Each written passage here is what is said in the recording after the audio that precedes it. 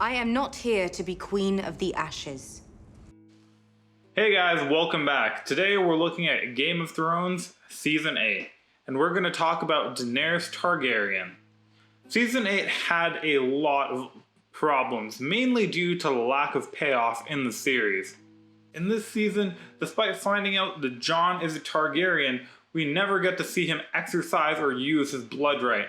Arya, who has been training for multiple seasons to become a faceless man in the assassins over at Braavos, never uses her face-shifting powers. And Bran, despite going up north and talking to a guy who sits in a tree all day, he never once uses his tree wizard powers again.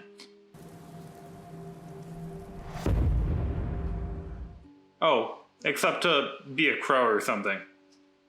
And, most importantly, we still have never figured out what Podrick did to those girls. What did you do to them? Lots of things. And they seem to like these things? Yes, my lord. Of course. But what we're going to look at today is one of the things that a lot of people tend to overlook about Season 8. How Daenerys Targaryen completely and utterly failed her conquest in Westeros. And that's what we're going to be looking at. So, guys, it's time to grab our Valyrian steel swords and as much plot armor as the writers will give us for this episode of Constant Review.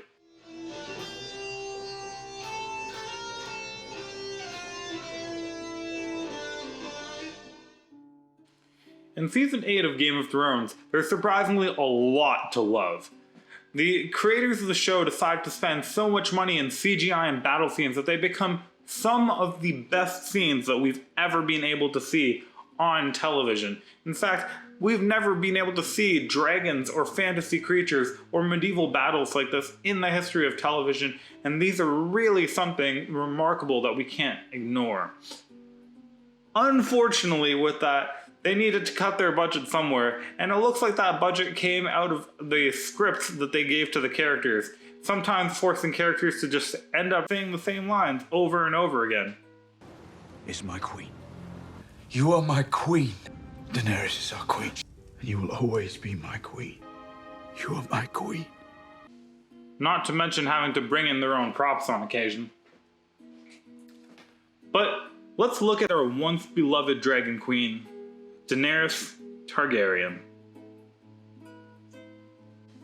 After a thoroughly underwhelming performance over at Slaver's Bay, which is now referred to as the Bay of Dragons, Khaleesi sails off towards Westeros, crossing the Narrow Sea finally after 6 seasons, and beginning her fully and thoroughly underwhelming conquest there as well.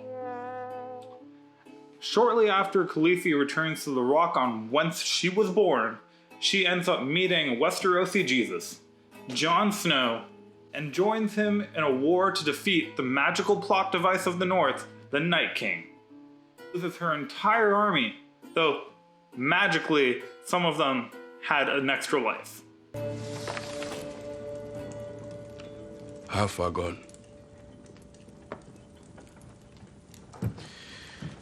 The Northmen as well.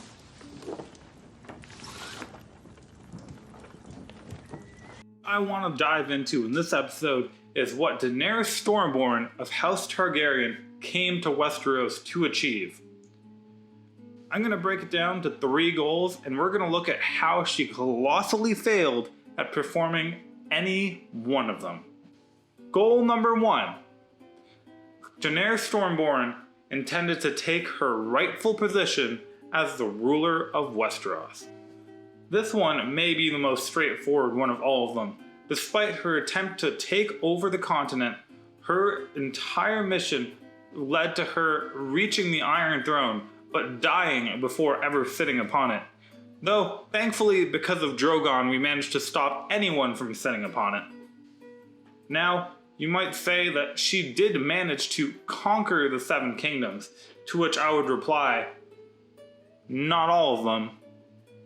And most importantly, even she defined there being a difference between a conqueror and a ruler, and she intended on ruling the 7 kingdoms, something that she did not live long enough to do. Secondly, and probably most importantly, her right to take over Westeros was based on her being the rightful ruler of the Seven Kingdoms as the last living Targaryen. You stand in the presence of Daenerys Stormborn of House Targaryen, rightful heir to the Iron Throne, rightful Queen of the Andals and the First Men, protector of the Seven Kingdoms, the mother of dragons. But in episode 2 of season 8, Daenerys finds out the truth from her favorite niece and lover, Jon Snow. Jon Snow is the last male Targaryen. Son of Rhaegar Targaryen, he is closer in line to the Iron Throne, and therefore that makes him and not her the rightful ruler of the Seven Kingdoms. And with that simple discovery, Daenerys has lost her claim to the throne and therefore is no longer trying to take over the continent as a rightful ruler, but instead a tyrant trying to conquer a land that is not rightfully hers with a foreign army. Do you fight with us or with foreign savages and eunuchs? Point number 2. Daenerys came to liberate the people from the tyrant that was Cersei of House Lannister. And here some of you may disagree with me because you'll say that she completed her goal. She managed to successfully drop the house on Cersei and her brother Jaime, therefore removing Lannister rule from the Seven Kingdoms and saving the people of Westeros from Cersei's tyranny. But, as we covered in point 1, Daenerys was no longer the rightful ruler, and instead just another tyrant. And if we needed more proof of that, it's in the fact that she kills nearly the entire population of King's Landing.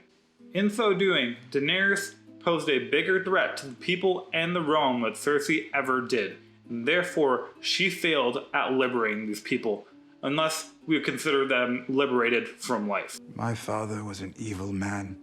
My sister was an evil woman. Pile up all the bodies of all the people they ever killed. There still won't be half as many as our beautiful queen slaughtered in a single day. Cersei left her. And my final point that I want to break down to you in this video, Daenerys' goal of breaking the wheel.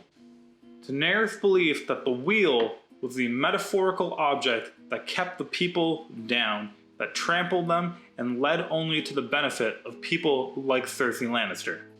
It's given to us by Samwell Tarly that there is a way, in fact, to destroy that wheel.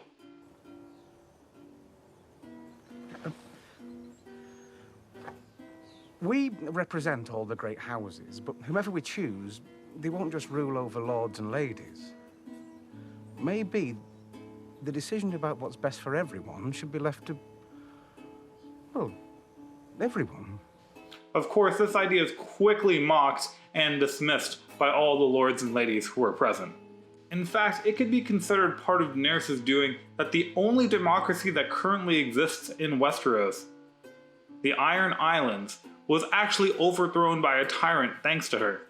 No matter how we may feel as Euron Greyjoy, and no matter how bad of a person he may have been, the fact was, he was the duly elected king of the Iron Islands. But due to the support of Daenerys Targaryen and her conquest over Westeros, Yara Greyjoy was able to seize the throne away from the duly elected king. But wait, you might say, at very, very least, Daenerys was able to break the wheel in Westeros. She was able to conquer the Seven Kingdoms and get rid of the system that oppressed. Because after her passing, we were given this system proposed to us by Tyrion Lannister. From now on, rulers will not be born. They will be chosen. On this spot are the lords and ladies of Westeros to serve the realm. In this new system, after a king or queen dies, the lords of the Seven Kingdoms can come together and choose a new ruler. That is the wheel our queen wanted to break. A ruler of all means and measures who is of noble birth and a member of one of those houses. And is that what Daenerys Targaryen meant when she said she wanted to break the wheel? Lannister, Targaryen, Baratheon, Stark, Tyrell. They're all just spokes on a wheel. This one's on top, then that one's on top, and on it spins, crushing those on the ground. That's right. No. A big, fat no. So guys, there you have it. The Mad Queen completely failing to accomplish any of her goals in Westeros. She didn't take over rule of the continent, she didn't save the people from a tyrant, and most importantly, the end of her reign ended with a new wheel being instituted that would go on to crush the people of the continent until the end of time. Do you guys think I'm being too hard on her, or do you guys agree? Let me know in the comments down below, and I'll see you next time on Constant Review. Thanks for watching. Bye.